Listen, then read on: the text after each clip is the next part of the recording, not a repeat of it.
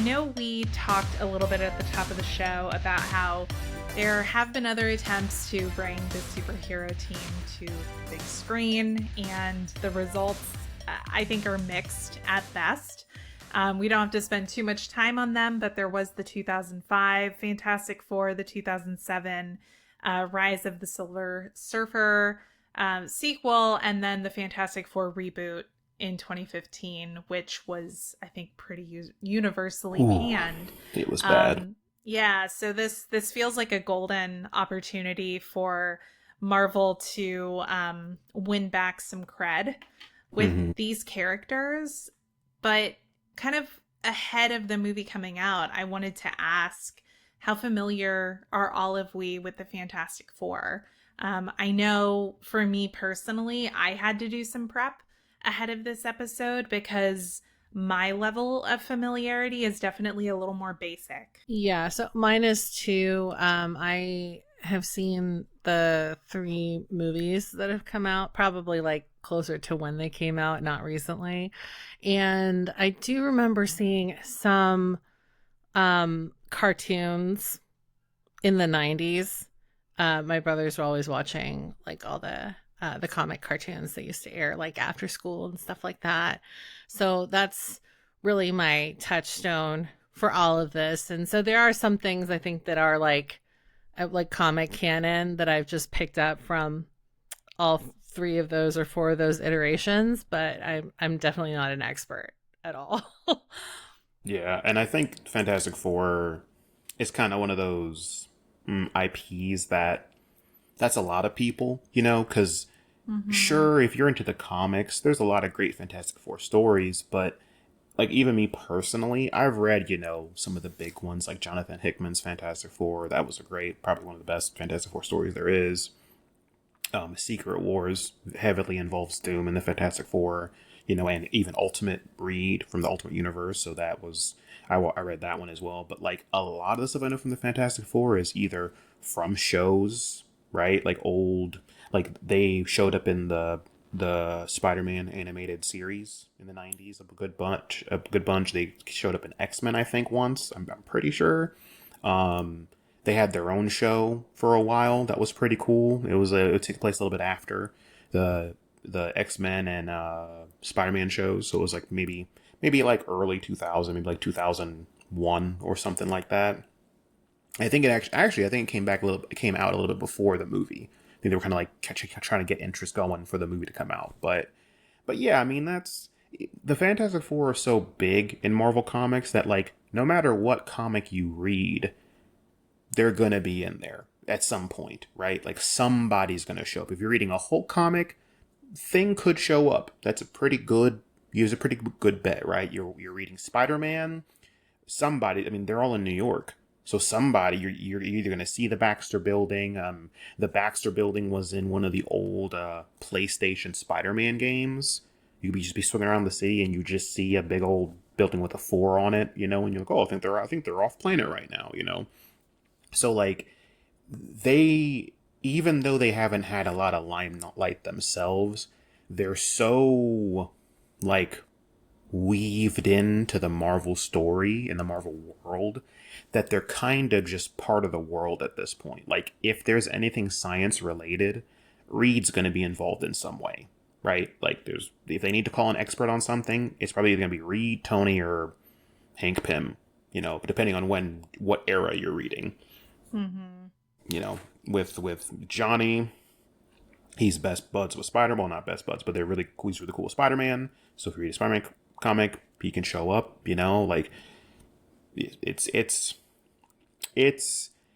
not like X-Men, right? Where X-Men were just everywhere in the 90s, right? The show, comics, all the movies, like that's people are a lot more comfortable and familiar with the X-Men, but the Fantastic Four has always been kind of off because like the Fox movies were just okay. I don't think they were bad. They were decent for the time that they were made in.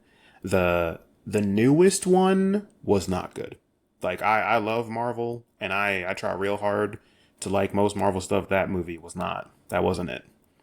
And you put my boy Michael B. Jordan in there. I was gonna say, like, it Mm-mm. was like that movie was so weird because it was like they had good stars, but none of them felt like they should be there. No. You know what I mean? Like, that's Yes. what was so frustrating because, like, even Yep. like Jamie Bell, love Jamie Bell, big fan of his like entire career. Mm-hmm. Not great in that Mm-hmm. role. Same with Mm-hmm. Michael B. Jordan. Love Yep. Michael B. Jordan.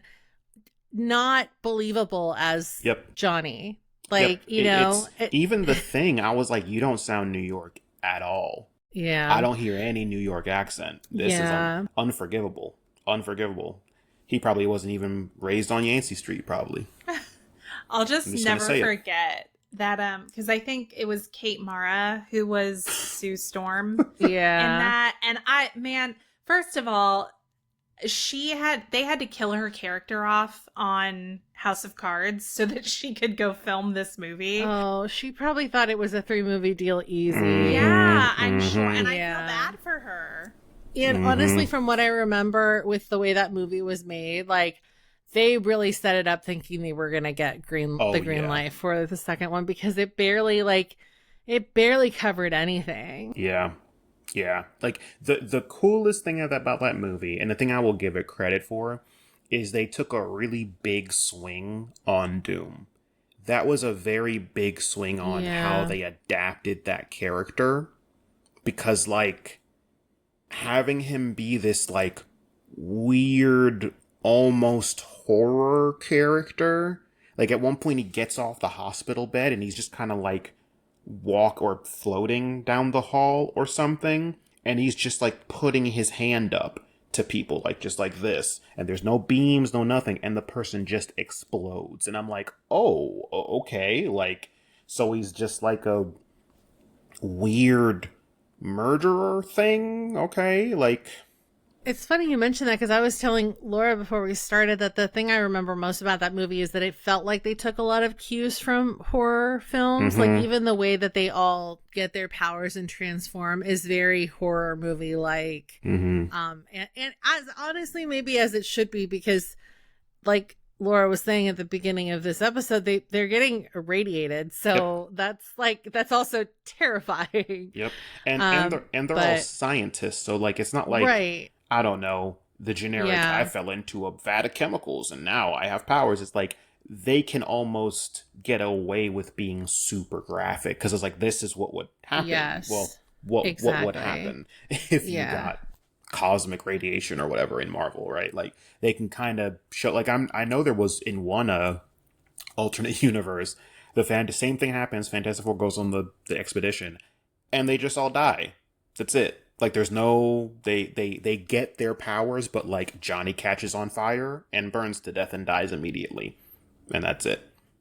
And like everybody else has similar, like Ben turns into the Thing and all his internal organs turn into rocks and he can't breathe or can't do anything and just dies, and that's it. And similar, like Reed basically just melts because he can't hold himself together, etc., etc. And I'm like, oh, okay.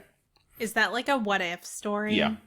Well, Okay. Wow. well, it's just an alternate universe, one of the different parallel whatever. Like, so there's Got just a it. universe out there where it's a very dark Marvel universe where a lot of the heroes had like more realistic things happen to them. Like when Tony got captured, that was it. He just got captured and never broke out, right? And then he eventually got broken by whatever terrorist cell got him and started making weapons for terrorist agencies. And that was it. So in that universe, he did not build himself an arc reactor with a box of scraps. He did not. He was fresh out of Okay. scraps, fresh out, plumb out. Well, I was wondering, thinking about the trailer for Fantastic Four, if you thought that there were any particular highlights from the trailer or anything in the promos that might give us some hints about where this story is going. I think it's really unique that they're not making it an origin story. Mm-hmm. But that leaves me wondering, where exactly are they taking this? I think the main... Well, it's going to be Galactus, obviously. He comes to Earth. We don't know why he comes to Earth yet. Wait, who is Galactus Oh. for the uninitiated? My bad. Galactus in Marvel Comics is a very, very, very big cosmic being, and he eats planets. And he's kind of like a cosmic janitor who like will. It's kind of like in the Eternals when you saw the Celestials show up and they're like, this planet's too big, we need to cull it, and they'll like, and Tiamat was supposed to bust out of the earth and yada yada yada. That's pretty much what Galactus does, only he will go from planet to planet and eat it. So before he shows up, the Silver Surfer is Galactus's herald and will show up and be like, hey, your planet's been marked for destruction. Sorry to tell you, it's going to be rough. So deuces. And then they leave. And then Galactus comes at a set amount of time afterwards and destroys a planet. That's pretty much Galactus's whole thing. And he's like a space god, pretty much. Like, he can change his size at will, so he can literally hold the planet like an apple if he wanted to. But yeah, it looks like Galactus is coming around. That's what all the trailers show. Also, in the trailers, they show that Sue's pregnant, because when they're at one point, she's like, "Oh, we're late," or Ben said they're late, or Johnny said they're late, and Sue was like, "Oh, how did you know that?" And they kind of do the cute little, "Oh, you're pregnant," oh, and then they all hug, and Ben and Johnny like, "We're gonna be the best uncles ever," And if they're going by the comics, the first son or the first child of the Fantastic Four is Franklin Richards. And Franklin Richards, coincidentally, is one of the most powerful characters in Marvel Comics, period. He is an Omega class mutant, which is funny that they just gave birth to a mutant. So they are also super involved with the X-Men and Charles Xavier and all that. And this is why I'm kind of saying that like Fantastic Four is like the 7 degrees of separation of the Marvel universe. Like everybody in some way kind of deals with the Fantastic Four. Like the mutants. Franklin is like the most powerful mutant ever, so he can bend reality, he can just alter reality at will, and he's a child, which makes it terrifying. Right? He can just be like at one point somebody will die and he's like, I miss whoever, and then they'll just come back to life and no one will know how it happened. I feel like that's going to be the main movie. The main plot is Franklin being born, or Galactus somehow figuring out that Franklin is born. Either he's trying to get Franklin or something. Franklin is going to be a key factor in the movie in some way. Honestly, I wouldn't be surprised if Franklin is how Marvel is like setting up how they rewrite everything. Like, I feel like Franklin's going to be the key to be like, Secret Wars happens, big reset, everything's different now, every like new universe. I feel like Franklin's going to be that guy to actually make all of that happen. So actually, that's a really good transition for us to talk about like the current state of Marvel and how we're feeling about the MCU in general, because I think it's fair to say as Marvel fans, the last few years have been kind of rough. Mm-hmm. Would y'all agree? Yeah. For sure. Yeah. It's just too much getting pumped out at once, I think. Yeah. The Disney Plus was really banking on the fact that we would be super excited for everything. And the reality is that most people are casual fans. And it was just too much for the brain to handle. Yeah. And also, like, the quality for a lot of it just wasn't there. Like, for some of it, sure. Some of it was really, like, Loki, great. Loved Loki. Yeah. But for the a lot of the release schedule, too. Like, honestly, like, I haven't seen Loki season 2 because they took too long to premiere it. And then you have to remember what happened in season 1. And it's like, now I'm not excited anymore. Well, and it's and a I shame think because Loki season 2 is great, but I completely understand. Like, it's just too much. Like, and like you said, most people are casual fans. So, like, to make people care about Marvel, the story just has to be good. Like, you can't just throw these characters into anything anymore because people are comfortable with them. Like, the novelty of Iron Man and Captain America and Bucky, and all these people have worn off because we've seen them for like 20 years at this point. Yeah, and I think also they oversold how everything was going to intertwine because they did Mm-hmm. such a great job of seamlessly intertwining the first, like, what was it, like, three phases of Yeah. Marvel to get to the end of the Avengers saga. Mm-hmm. And that was so satisfying, even Mm-hmm. as like for casual viewers, right, that have been keeping up Yeah. with everything. And then, like, and then you think that, like, like, if you're following that already and then you get excited about Loki, you're like, I can see now how this is going to fit into this or Mm-hmm. that. And then, like, those movies were coming out and you're like, wait a minute, what about what's Yep. going on with Loki? Yep. Like, I have all this lore now and they didn't use it. And why didn't they use Mm-hmm. it? It should be here. It makes sense for it to be there. And they just pull a fast one. So there's Yeah. a lot. I But I hope completely agree.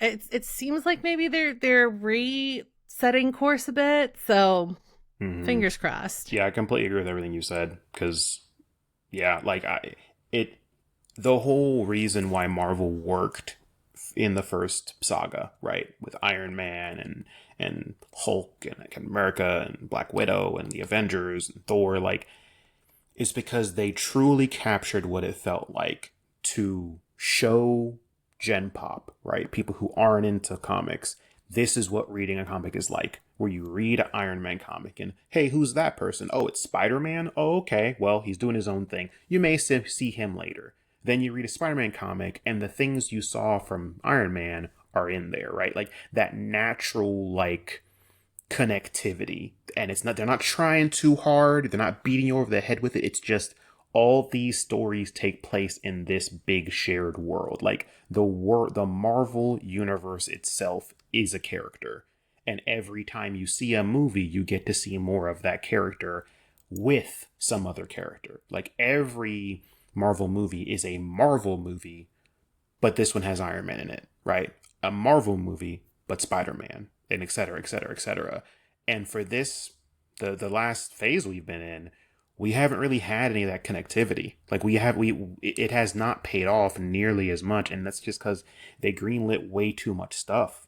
Like after Endgame, they greenlit everything, every idea that somebody had, they greenlit, and like some things were really cool, like Moon Knight, really cool.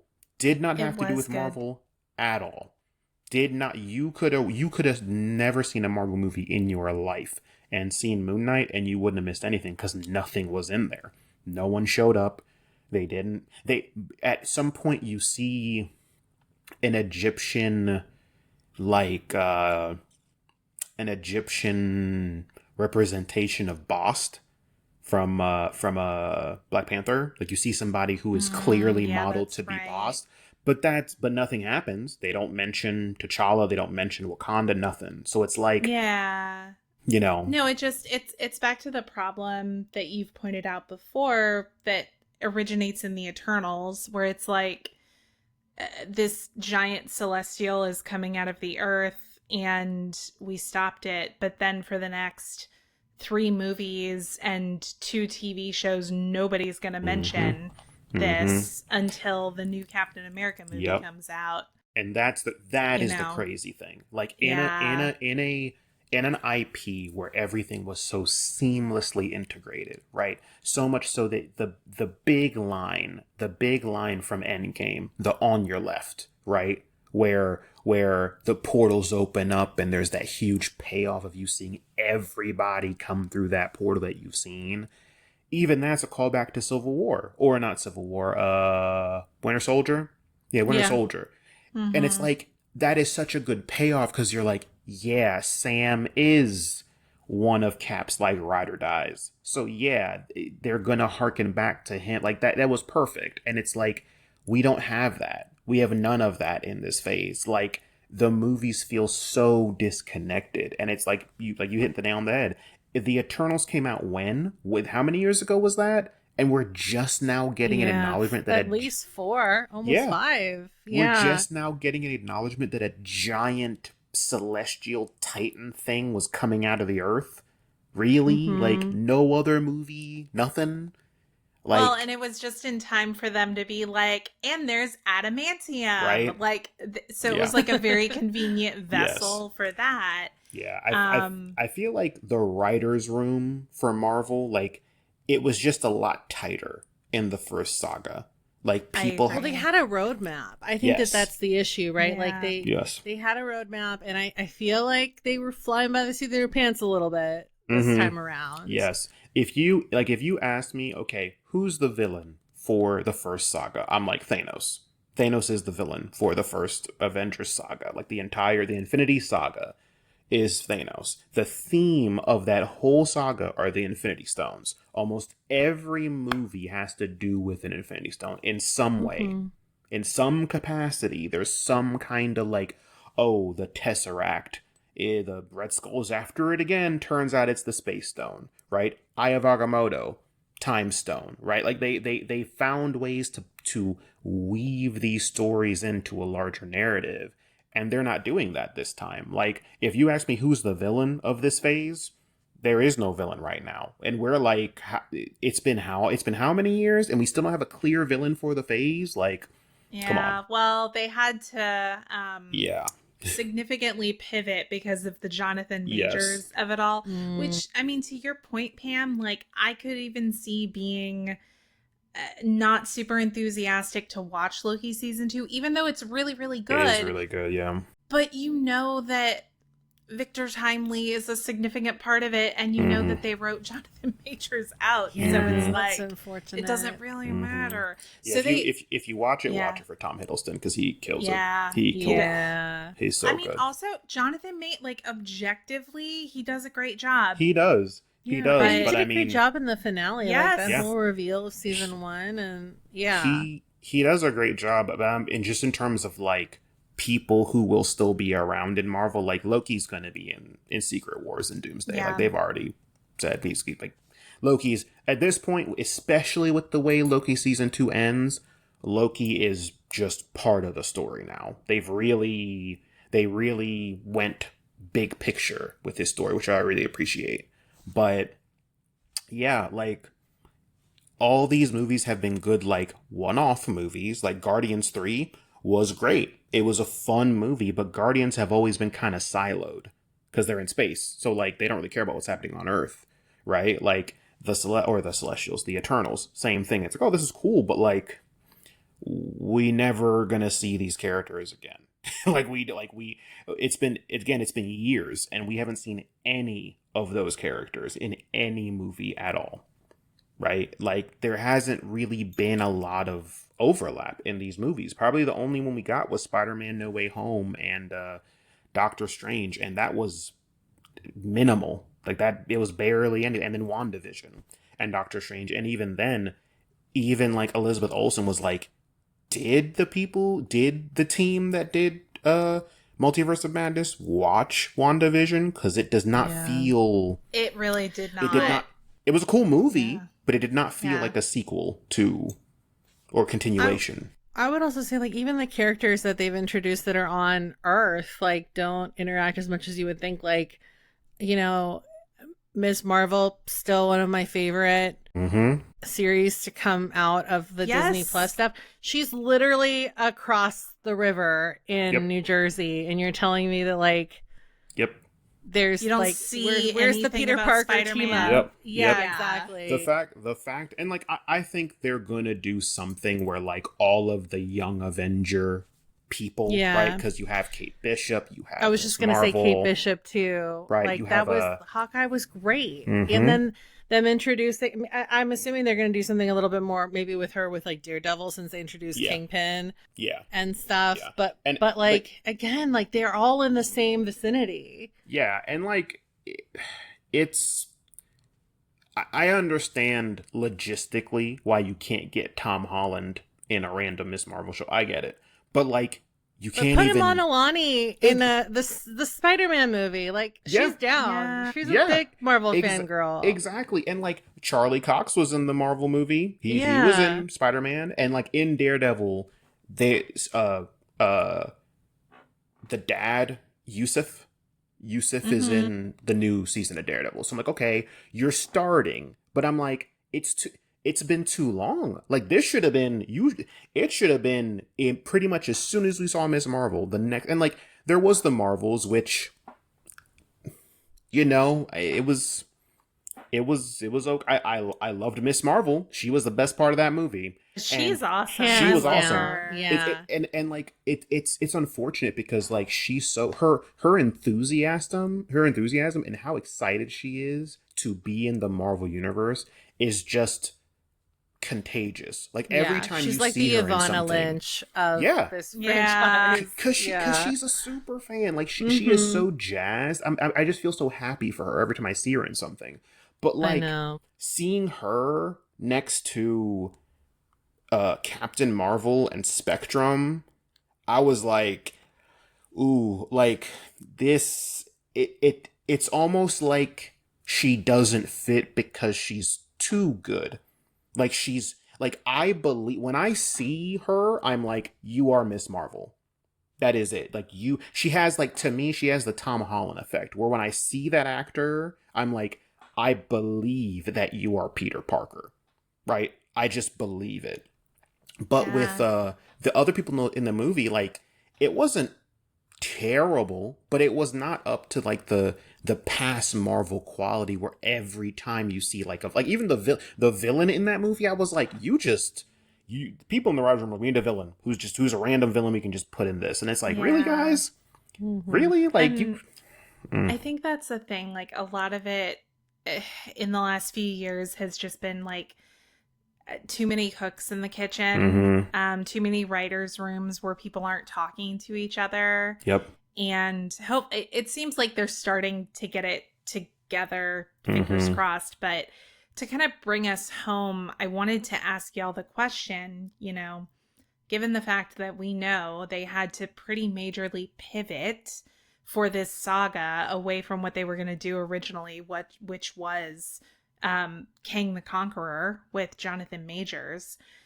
Now that they've moved away from that, do we think that Kang the Conqueror was eventually supposed to lead to Doomsday eventually, or did they have to pivot to introducing Doom and some of these other elements? So I think if I'm gonna just, and this is before the Jonathan Major stuff happened, but honestly, I always kind of thought that Kang was like a stopgap anyway, because that's kind of what Kang is in the comics, right? Like Kang's a cool villain. He's a time traveler, but like time travel isn't anything really unique in Marvel anymore. Like pretty much all of them have time travel. That was the whole point of Endgame, right? Is they're time traveling to fix stuff, and I think Kang was supposed to be the cost for that. Like, hey, you guys mess with the timeline. Now I'm here to whatever.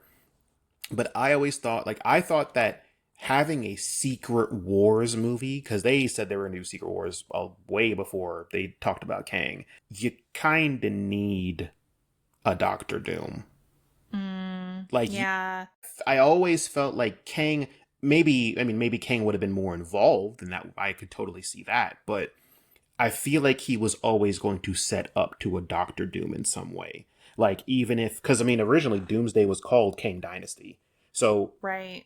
even if it was Kang shows up, he's messing stuff up with time, a bunch of B-list Avengers have to go and beat Kang through time. They travel the whole movie's as Back to the Future style, them just going through time trying to fix stuff.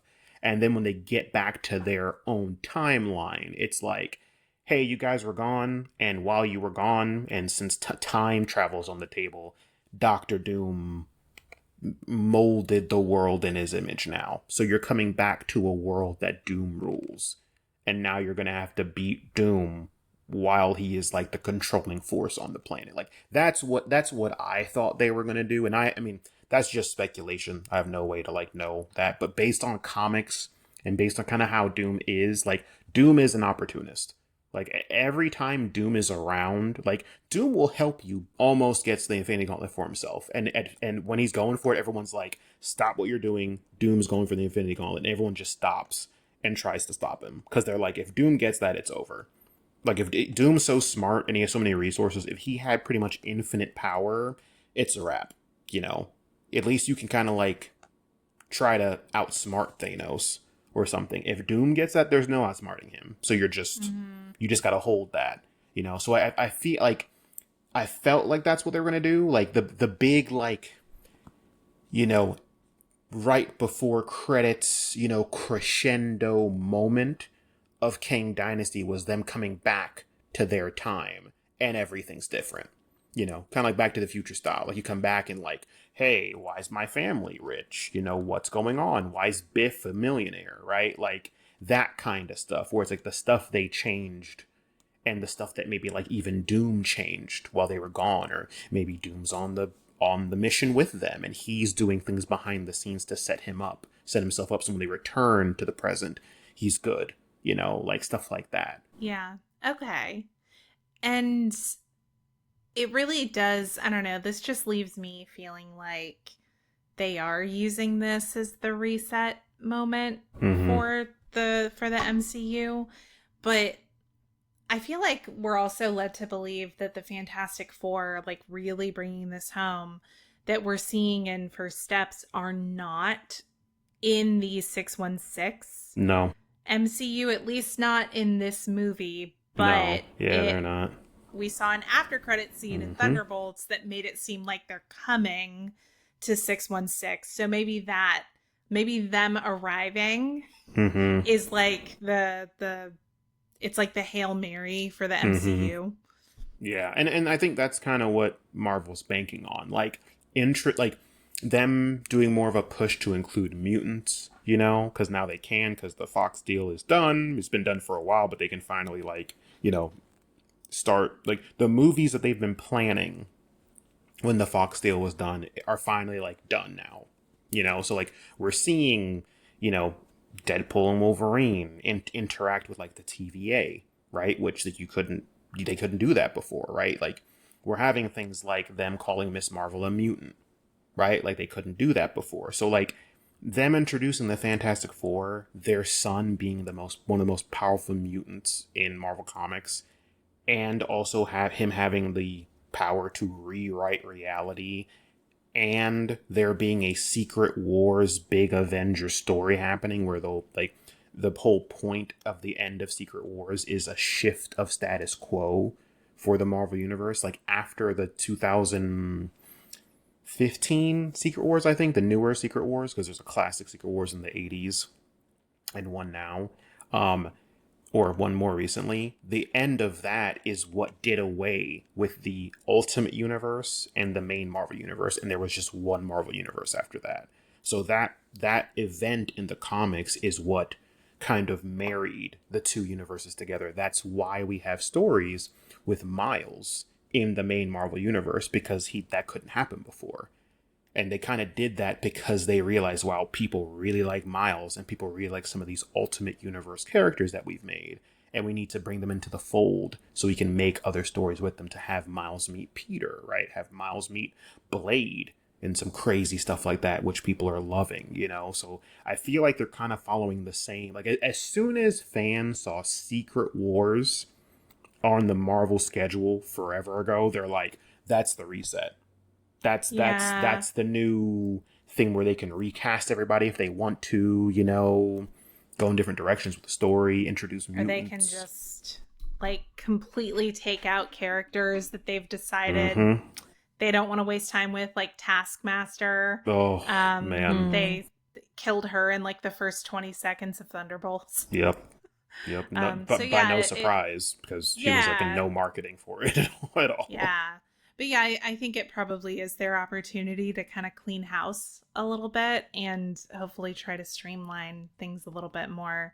Which is natural, because honestly, like, if you have a story like Marvel, right, because all these things are connected. If you have a story that's as big as Marvel, that's been going on for years and years and years, eventually you're going to reach critical mass. Right? And you got to be like, this is too much. People can't follow all of this, right? You're asking people to follow decades of stories, you know, if you're a comic book reader, and the movies are getting to that now, where it's like, you have to, if you want to know everything, that there are years and years and years of movies to follow. So typically what comic, and even DC has done this, what comic companies will do is they'll have some event, and it'll be like a reset event, where it's like, okay, everything is reset. Now we get to go in and tell Spider-Man's story again, but differently a little bit. Or we get to, You know, this is the X-Men, but they're slightly different. You know, like it's like a new era. You know, typically, like, you know, there's the Silver Age, the Golden Age of comics, Silver Age. You know, usually it ushers in a new age. So it kind of seems like they're following suit a little bit, where they're like, ooh, this has gotten too big. People like it, but we need to change things and still keep the bones of what made Marvel Marvel, but give our writers more freedom so they can just write these characters how they want, and they're not beholden to 20 years of this character being around. You know, and also casting. You can cast a new person now, because good luck having, you know, Right. these characters be around all the time. Or these actors be around all the time. Well, I mean, yeah, you've got people like Patrick Stewart, who, Mhm. I mean, he is set to resume his role Mhm. as Professor X in Avengers Doomsday, right? Mhm. Like, that cast is freaking huge. And Yeah. that's, like, really, Fantastic Four is like the first. I think it's very apt that the movie is called First Steps, because it does feel like a first step to this, like, reset opportunity for the MCU. First steps to recovery. Sounds like a Yeah. 12-step program. First steps to Damage unfuck control. this mess. Yeah. First steps to the rest of your life. Hi, I'm Marvel, and I have a problem with connecting my stories. Hi, Marvel. Well, are y'all looking forward to the movie? Oh, yeah. Yeah, I'm all the watching this, footage looks great. It really does. Yeah, and I did enjoy Thunderbolts for what it's Mhm. worth, and Same. So, yeah, I think that was a really good kickoff to the summer, and so Mhm. to have that come before Fantastic Four, I think people that enjoyed it are probably now getting hyped for. Oh, yeah. Yeah, we're Fantastic going Four, to be too. eating good for sure, because, like, we have Fantastic Four and we have Superman, and Superman looks pretty good. It It looks does. pretty I good. hate to say it, but it does Mhm. look actually Yeah, because really good. I mean, I agree. I typically am not a Superman fan just because he's boring, but James Gunn seems to be writing a very good Superman story, because it seems like they're Yeah. leaning into like the geopolitical consequences of having a Superman. I'm like, that's interesting. I'll watch that movie. Yeah, I feel like Snyder tried to do that, and it was Mhm. just too. We weren't ready. Yeah, and it was For too it, gritty. It was and too it was dark too and gritty. Yeah, Yeah. So James Gunn is still which making I it actually fun. enjoyed, but Mhm. you know that I'm just weird like that. But yeah, I think that the world wasn't ready for like that kind of Yeah. reckoning. Yeah, But I mean, we are now in yeah, like this I political love- climate. We're ready. Oh yeah, I Yeah. love having Henry Cavill as Superman. I think he did a great Yeah, job. no. But I just feel like Feel so bad for him. I know, God, I Because know. he lost it the first time, and then he finally got it. I and know, then now I he know. got I- booted he out. was I so blame good, Ben though. Affleck, Mark. Yes. Oh, same. Again, like This is not DC, but you I know, I have know, to air I my know. grievances. That's okay. yeah, There aren't I agree. like the Marvel police aren't going to descend upon Yeah. us and Are be you like, sure? "How dare I you?" hear it Feige knocking. just knocks on the door with his hat. Exactly. No, But, if anyone, it would be Mickey. He'd show Oh up God. and be like, Oh boy. Oh man. But yeah, I'm excited for the Superman movie. It looks Mhm. Superman, I think Superman works best when he is a beacon of hope, right? Because that's his character. And Like, that's why Smallville works so well yes, too, like exactly. as a TV show. Mhm. Exactly. You're exactly right. Like that is it.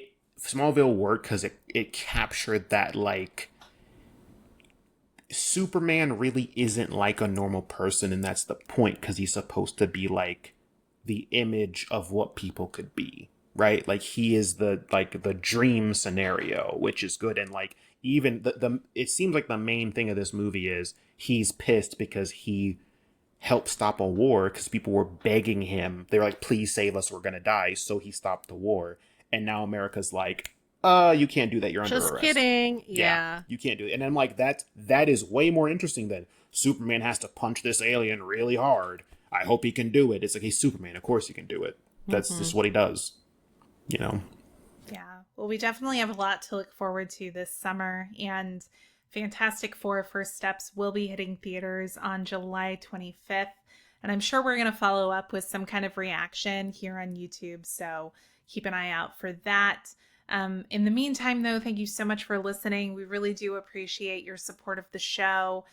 You can continue to support us by being sure to follow us in your podcast app and leave a review. You can follow us on social media, and please let us know what you thought of this week's Fantastic Four primer episode. We are What the Hype Podcast on TikTok, YouTube, Twitch, and Instagram, and What the Hype Show on X, if you still frequent that platform. Our website is whatthehypepodcast.com, and if you want to email us about anything, you can do that at whatthehypepodcast@gmail.com. And finally, light housekeeping here. We will be off next week for the 4th of July holiday here in the US, but we will be back after the break with a fan fiction episode, right, Pam? Yes. Yeah. We are going to be talking about fan fiction again, specifically through the lens of, this influx of, we're seeing a lot of stories that started off as Hermione fan fiction getting the traditional publishing treatment. And so we think it's high time to revisit the topic again. And it should be a really fun chat. Yeah, really, really looking forward to it. And really, finally, if you have a friend or family member who needs a good pop culture podcast in their life, please do share this episode with them and tell them that we're walking through every aspect of pop culture each and every week. Thanks so much for listening, y'all, and we'll see you in about a month with our Fantastic Four reaction on YouTube. Thanks for joining me today, y'all. Bye, everyone. Bye.